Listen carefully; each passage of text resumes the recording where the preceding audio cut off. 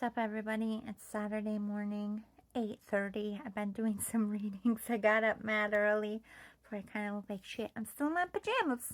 I still have raccoon eyes. I forgot to wash my makeup off.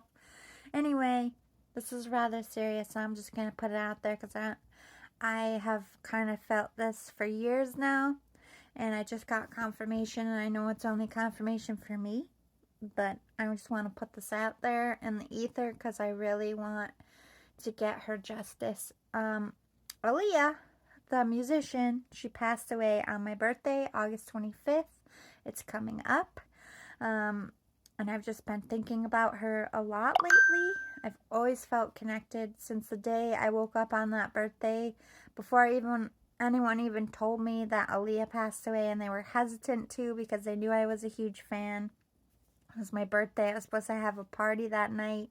She was like all over my playlist, and I think they wanted to hold off on telling me, but at the same time my siblings knew that people would come to the party and say something to me. So they pulled me aside and said, hey, AALIYAH died in a plane crash this morning. And I thought they were fucking with me. Like, it was my birthday. Siblings are assholes. I thought they were pranking me. And then they turned on MTV, and I cried all day. I just felt like my own family member died in a weird way.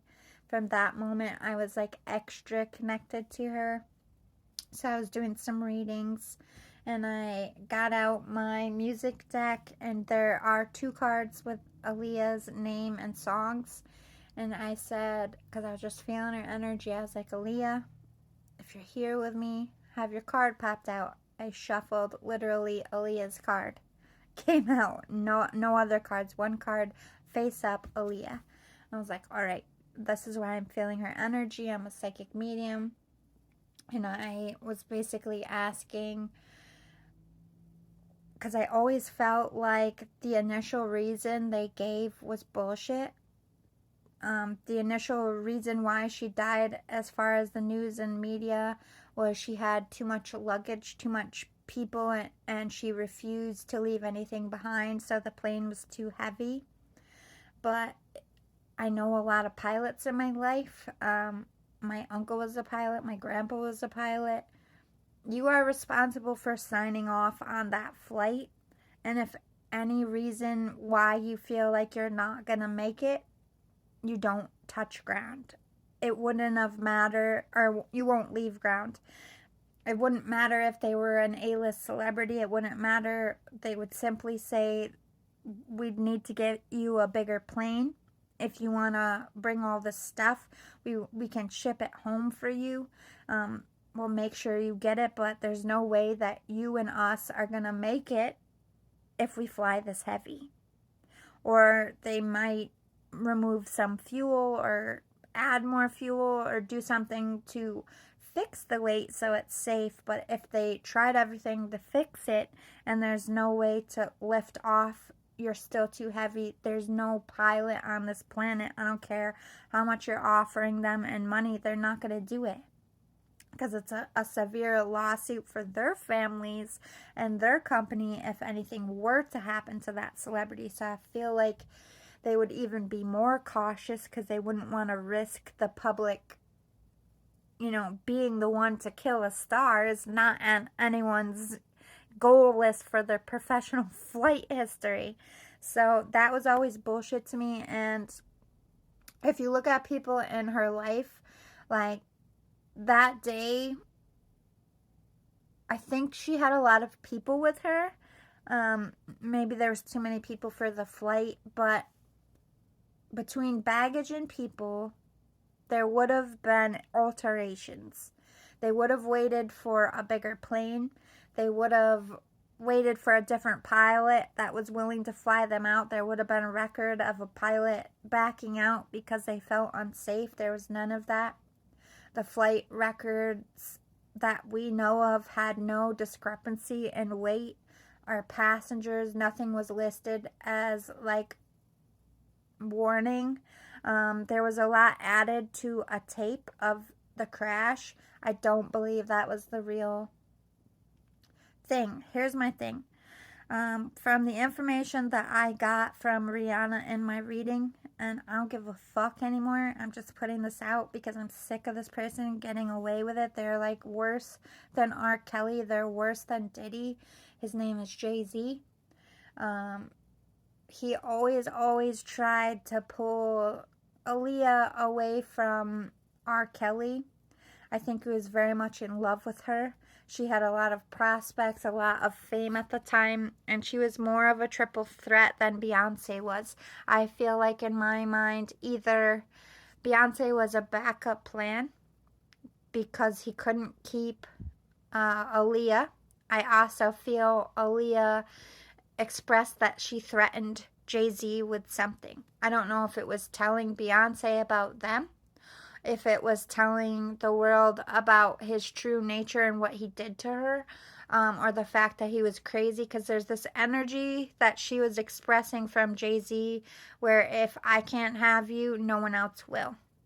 And I feel like at the time Aaliyah was coming to age, you know, she was very young when she met R. Kelly, and I think she was realizing the fuckery that was, not that she didn't not realize when it was happening to her, but as you mature, as you get older, you realize how people played you, and you realize how you were sabotaged.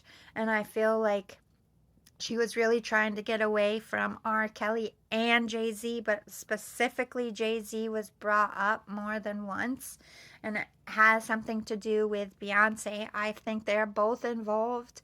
I feel like Aaliyah's case should be reopened because I feel like that was a hit. I feel like they tampered with her fucking plane, or tampered with her luggage or something. Something could have exploded. It's just not right about the crash. It's not right about what happened. And she adamantly expresses that. It wasn't her luggage. It wasn't the people. There was a malfunction, and I feel like the malfunction was on purpose. It would have been something the pilot wouldn't have known about, or anybody else, because who would fly a plane they knew was gonna not make it. Also, it was an industry plane. It was somebody through an industry, a private plane company of some sort that was working with Jay-Z or R. Kelly, or in that element or arena in some way. Someone was paid to tamper with something, and she died. They had no intention of Aaliyah making it. And I think it had a lot to do with, no, if you look at the situation, Beyonce already had fame from Destiny's Child. I don't feel like she would have been completely removed from the industry if Aaliyah was around, but Aaliyah was the dancer. She was the sexy face. She was a solo artist.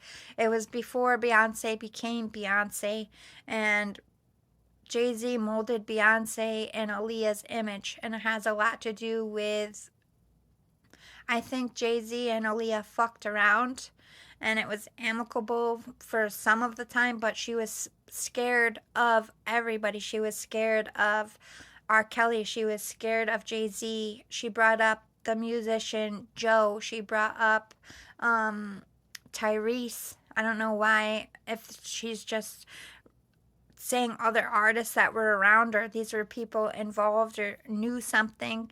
But Beyonce and Jay-Z kept coming out. I kept saying, if Jay-Z or Beyonce had something to do with your death, only make their cards come out. And the first one was Beyonce, and the second one right after that was Jay-Z. Like, I have all of their decks. Where is that? What did I just do? No. It's in here somewhere.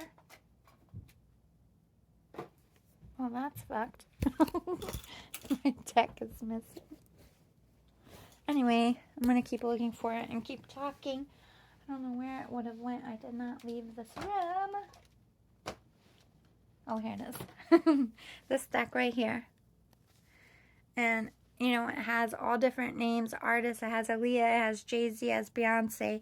And it kept coming out Beyonce and Jay-Z. And I kept asking it over and over, shuffled, asked it over and over. Beyonce and Jay-Z kept coming out side by side. So I'm saying it for Aaliyah. Jay-Z and Beyonce had something to do with her death for sure, and so did our